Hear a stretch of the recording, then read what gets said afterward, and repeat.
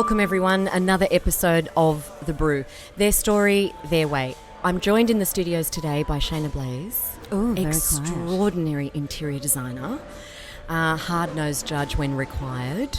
You get that special disappointed look on your face sometimes, Shaynna. Do you agree? Totally. And I can't hide my emotions. We're gonna start at the top of with this interview. We always start with where people are right now. Mm-hmm. And so the most recent time people may have seen you on the telly is Judging the Block, unless they're perpetually glued to Foxtel like me, which is Selling Houses Australia. Which we had our 100th episode last week. Right, yeah. So I'm always amazed by how well poised you are when you're shown a disaster. and the joyful exuberance you show when Andrew tells you, and you've got $2 to fix this. Yes, it's exciting, isn't it? When you get given the bad and then the really bad all in the one go. The bad news and the totally, just go work your miracle. Yeah, absolutely. Do you feel like a fairy godmother with a wand? You know what? I have said that a few times that, because sometimes just a bit of glitter and glue is about the only way you can make some things happen. That's the extent of my interior design talent. Oh, God. Okay, Black or white? Black or white. Well, I feel like you can't go wrong with black or white. That's okay. And I've heard you talk about neutrals. Absolutely. They're classic, never go out of style, forgivable. Well, I think it's also a lot of people, though, tend to, when they're working with neutrals, think it should be all neutrals and forget to layer on top of it, because a neutral is a base. It's like, your little bit of black coffee. Then you've got to put you stain it with the milk, and then you've got to put your little design on top, and sounds like work. Well, yeah, it is actually. Yeah, I don't just walk around with unicorns and wands. So it's not as easy as it looks? Look, I think if it was... No, it's not, because I think otherwise so many people wouldn't be in trouble.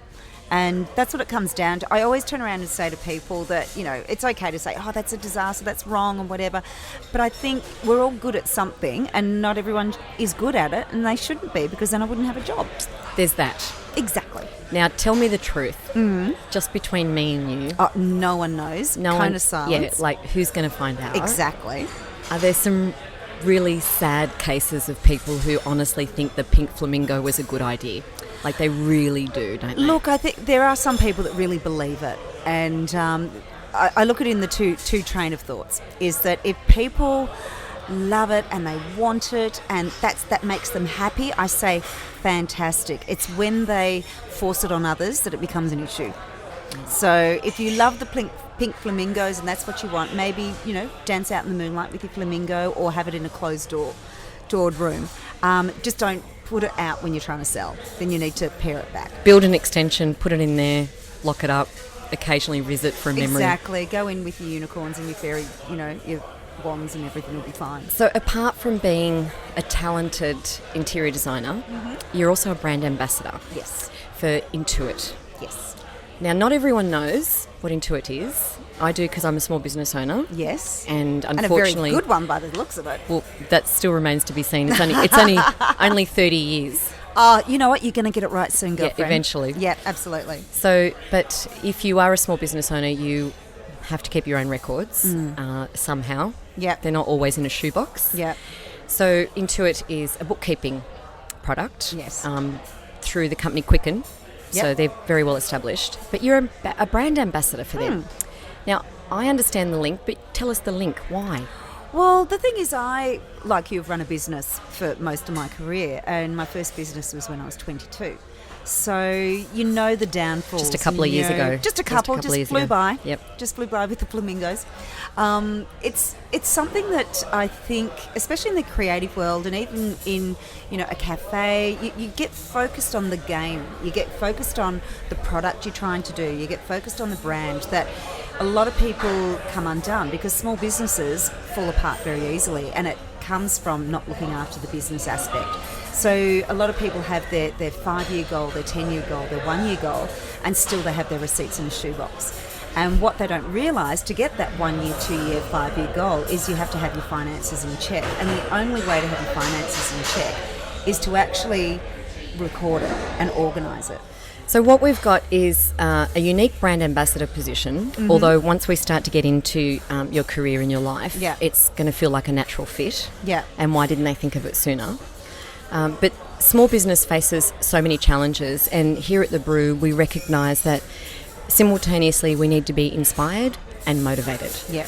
Because we know that we can reach really intense lows as a small business owner. Yeah. And while we're not looking for incredible highs, we're looking for solutions. Totally. Like problem solving every day. And what we love to hear about is people who faced challenges, maybe got kicked around because of them and came out on the other side. So that we want to know that somehow there's hope for everybody. So I know there's been some research put out now that Intuit has done around self-employed women and how many of us there actually are, which is an ever-increasing number. Yeah. Because of the family challenges that we face because of choice and because women have more choice now. So the research is really interesting around finances, something that we are aware of, and I'm sure it doesn't apply just to women, self-employed women, I want to say, but what are some of the... are you aware of some of the, let's say, unique aspects of the research around women and finances and the number? Look, I think the interesting thing is about it. It was focused on women because it's International Women's Day, and just seeing how so many women are having small businesses, as you're saying, through family challenges and really trying to create their own mark and really creating their own stamp and having flexibility. I think that's the biggest thing. Because you're a single mum. Yeah, I was trying to work with mum. 2 kids. Absolutely. So it really is a case of what we're finding is that women are very mobile, meaning they have to be mobile to be flexible, in the fact that they're getting the kids to school just at the same time, they're getting them to their aftercare, they're getting them to their sports, and also meeting people. When you're a small business and you're running it from home, you have to go meet people, you have to go find things. And so when you're mobile the whole time, things become a bit chaotic. And so you're not actually getting organised enough, because it's literally you're off doing a business thing, then you've got to pick up the kids, and the receipts between the kids and the receipts between you get mixed up. And so all of a sudden your business has Macca's juice on it, and all of a sudden the receipts for the kids might have a ribbon on it or something like that. So trying to Or something worse. Or something worse. Which we won't talk about, because it's a family podcast now. But it comes about, that instant of doing something now. So I sort of feel that we live in this very strong mobile world. Also, social media is so big. And I sort of feel like this organisation is about showing people, if you can use Instagram and Facebook, you can organise your finances straight away. Because if you're posting in the morning, the afternoon, you're checking Facebook, all this does is the app is you can take a photo of your receipt. Does it go into business? Does it go into personal? And that's the simplicity of the beginning of it. Then you go back later and then you do the other things. But when you're on the run and mobile, you have this basic app where you can just take a photo. You don't have to put in data. You just do a basic, and then off you go and get it organised. And I think if you can get something happening while you're running from place to place to get you organised, it makes it easier at the end. You effectively decluttering your mind, because you're not overstressing. Exactly. So you're pulling into the servo, you've got to fill up the car, you know that receipt and that tank might be an expense there. You're going to drop the kids off, go to your meeting, maybe pick up the tab for the coffees that you have at those meetings, organising them. It's not just shoving paper in the bottom of your bag. Yeah. Note to self, don't do that anymore. But it's also a case of like... when I first started my business, it was a case of like, I sort of thought the tax man did it all. I was under that really false illusion. I think a lot of people, unless you go through it, unless you've got a business strategist working with you, not just working out, you need to make this amount of money, what do you do with it all? And I had the box and go, here you are. And he goes, well, what's it all for? And I go, well, for my business. It's all of my expenses. Exactly. Here. And a lot of people go, well, what are expenses? But I bet you had a nice box, though. I did have a lovely box. Yeah, I bet it was well decorated. And they were categorised and they were labelled. Yeah. And I think that's the thing also, is the categories really do your head in. Yeah. And you would know. You didn't realise that, certain things you could claim. you needed a receipt for, whereas, you just paid cash for it and you didn't get a receipt, but all of a sudden you've got this extra paper. And I think that organising part of it is an ongoing element. It's not a one-fix-all. You've got to keep it going. Just like I keep saying, you feed your Facebook, you feed your Instagram, you can feed your online bookkeeping, and it's that easy. What we're saying is that, and the data and the research showed that 1 in 5 women have financial challenges in running a business. Yeah. Because probably our talents aren't, hopefully, bookkeeping. That's special jobs. So we finally found that technology is starting to be our friend in making that aspect of our lives less cluttered. Yeah. From a, no pun intended, from a design perspective. Yeah. And also from it being more fiscally responsible in keeping track of our expenses. Because they matter to run our business and keep it sustainable. And then it matters for data recording for the taxman, the bank, for everything else. It's a bit like a cash business. Not all the money that comes in the till is yours. Yes. Apparently. Yeah, well, some of it has to go to other people. But I think it's about creating good habits. That's the main thing. Anything that you do often as a repetition becomes a good habit, and then it becomes something that you don't have to think about later until it's tax time, unless it's BAS time.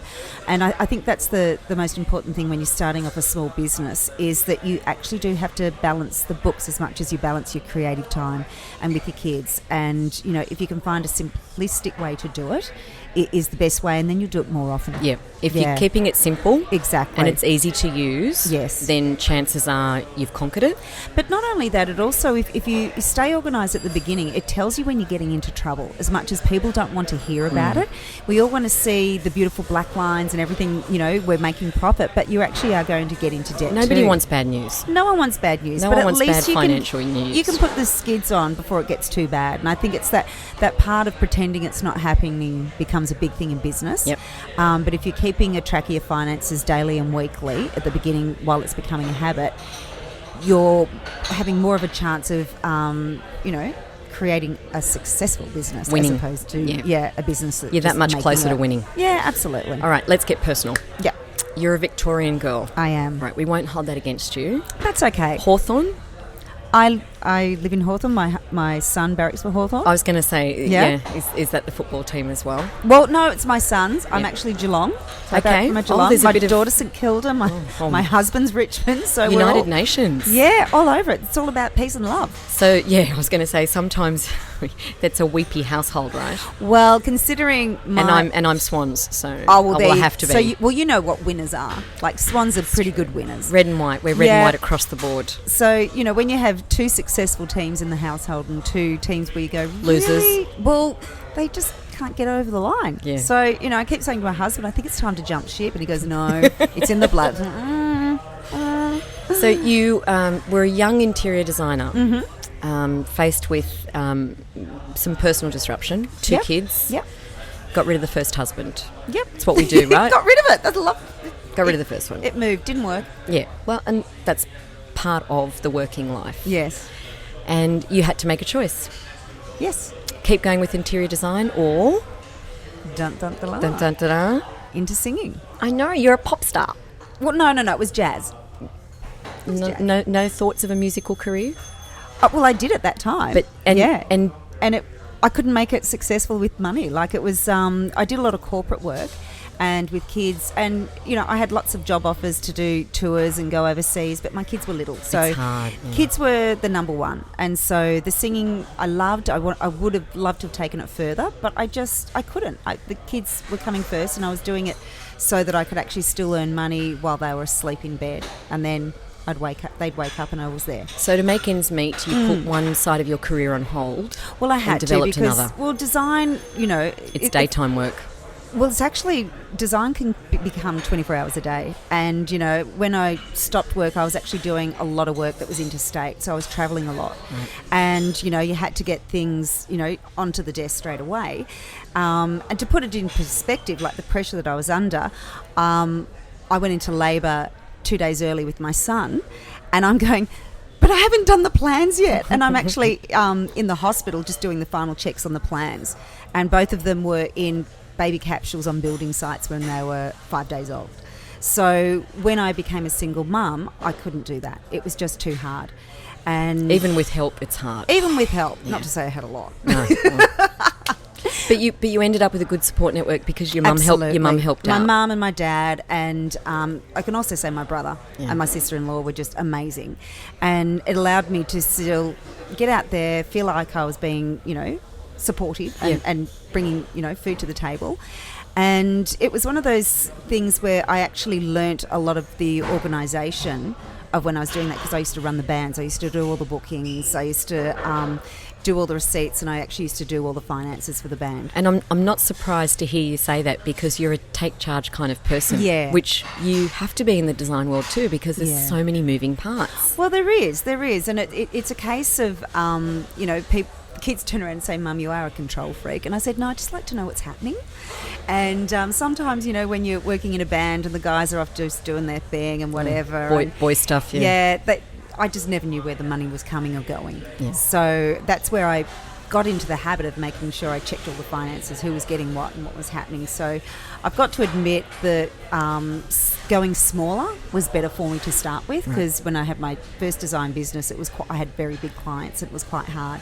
And then going into the band and then starting off very small actually helped me get very organised. So somehow or other, for years, without even realising your journey, you were already kind of like a bookkeeping, record-keeping ambassador back then. Considering it's not my forte. Like, back before apps. Back before apps. Thank God for an app, though, now. That's all I can say. It's not quite the same time in your life. It's not, but you know what? I think it's that sort of thing where... there are other women out there that forging careers and getting started is so hard, and creating a network. And this is what I love, what we're doing with QuickBooks at the moment, is what you're saying, organisation. And you're not on your own. It's one of those things, it's an app to do it together, but at the same time, it's people that know that other people are doing it. And I think it's really important when you're doing small business, and especially, you sound like you've got a lot going on yourself, that you can't do it by yourself. And so... why feel like you have to be on your own? Nobody wants to do it on their own. No. You do feel isolated as a small business owner. Definitely. And you don't always know where there's good information. You can't always get reliable help. Yes. And sometimes that fear of not being able to source those solutions drives you to bad choices. Yeah, totally. And it can be a very painful thing to have to look back 12 months or 2 years and say, I don't know what's going on. Yes, yeah. And that's a challenge. Yeah, I agree. So you finish with the band. You've retired from your musical career, gone back into design. And what's the journey between going back into design and keeping it small, your words, keeping it small, and then you appear on an international show, because it's a franchise of an international brand, and then you appear there. So there's something in between there, right? Well, it sort of just evolved. Like were you in the right place at the right time? Look, I was. I can honestly say I answered the right email at the right time. Yeah. But it was a case of when I went back into the design world, I was writing as well. So I actually went and did a writing course, because I knew that I wanted to have a further reach. So I was writing for magazines and I was writing for newspapers. So all that was part of the process, knowing that, it's a wider reach. And it wasn't, I can honestly say the TV part wasn't on my mind. I did want to actually sort of do morning shows and day shows, just going, I'm sure I've got something to say here. I'm sure I have. And so I'd done a couple of those, but I'm in the professional body of designers, which is the Design Institute of Australia. So they had newsletters every week. And what happened is that they initially started off sending off a newsletter once a month with lots of information. And then they made this big announcement, because they were getting more people in, that, we're going to send out a newsletter once a week. And it's a lot of content. Exactly. A lot of content. So towards, this time, it was like the only content that was coming out was websites to visit. And I am not joking. And it was like one of those ones where it came in that I was almost going to unsubscribe. It was like, oh my God, I don't need to see the same website again. And it was one of these days... Show me something new. Yes. Well, it was one of those days where you have, I can honestly say it was a procrastinating week, and I was looking at avoiding doing work.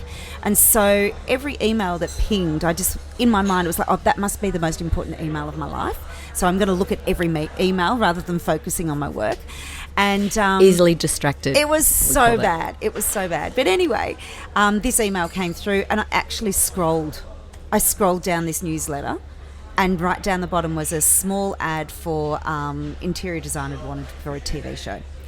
And I literally just went, and I do this all the time. I go, oh, that's me. Oh, blah, blah. And just sort of and a star is born. Well, I just did it just to avoid doing what I was doing. And the producer of the show, who's still producing the show, and one of my great friends, picked up the phone, because mine was actually the first email that came through. See, and he read his emails. No, she read her emails. She read her emails, and she rang me behind every great show away. Is another woman.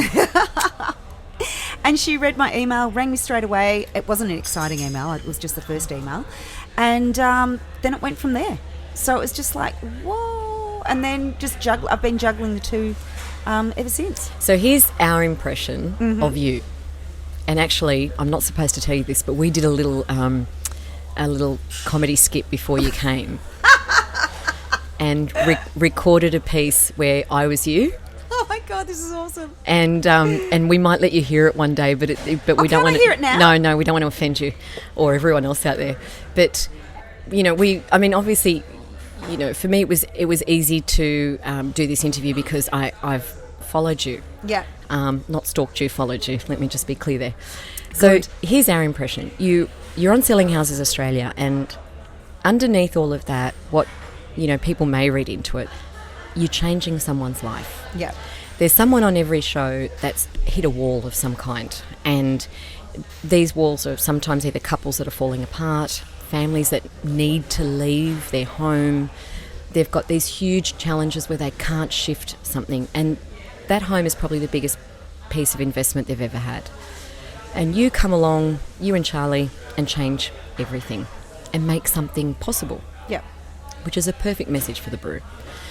Then you're on the block and literally bringing the axe or the guillotine down on someone.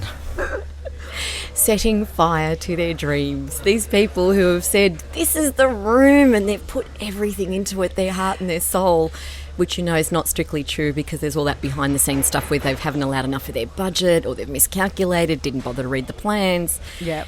And you walk into this room and go, what were they thinking? And you have to voice that. Yeah. So that's two different sides of you, Shaynna.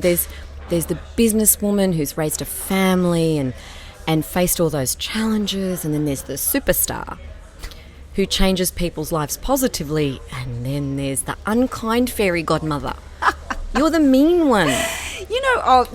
Okay, what I would like you to do is really listen to the block of what Neil and Darren say as well, because they say things that are actually worse than me. Oh yeah, but they're just, they're just guys. Right?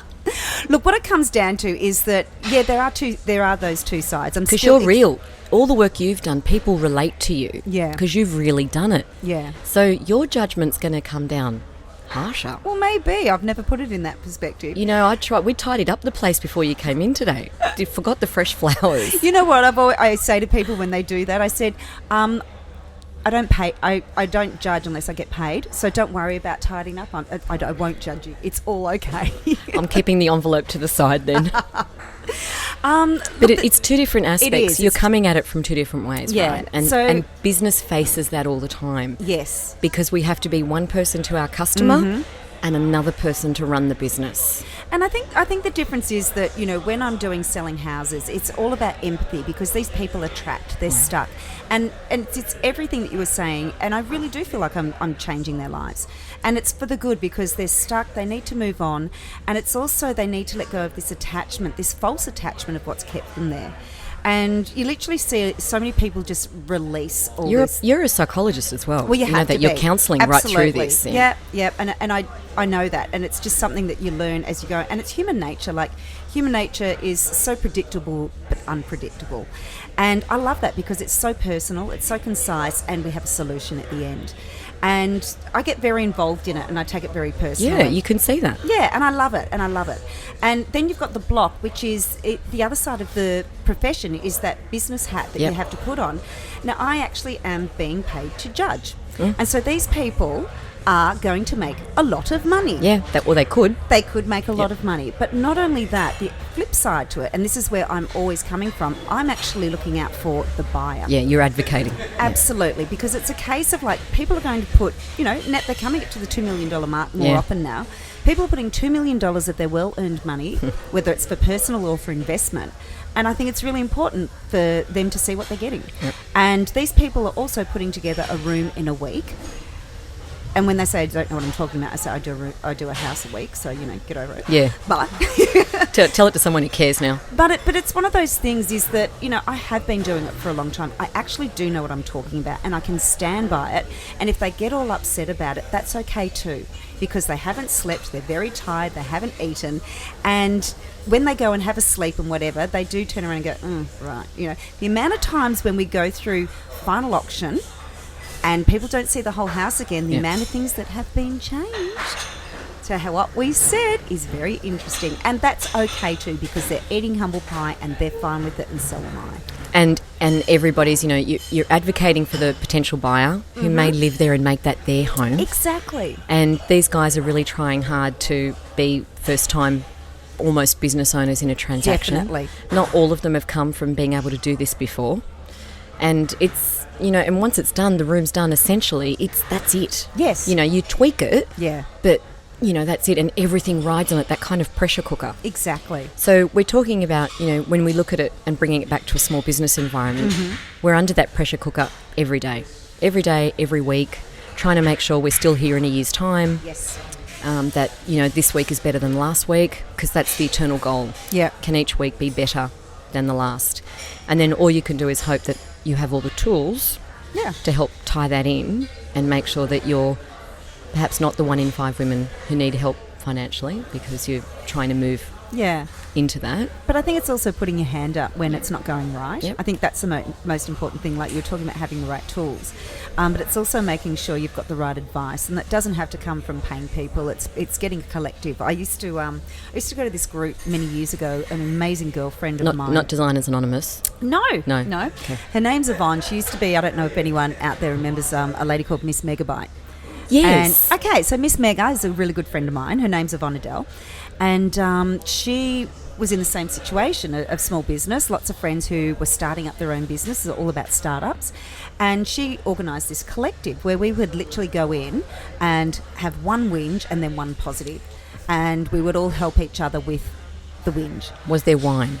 No, there wasn't. No, there was a glass of wine. Yeah. Oh, I thought you meant a wine. No. No, there was definitely wine. The wine. Definitely wine.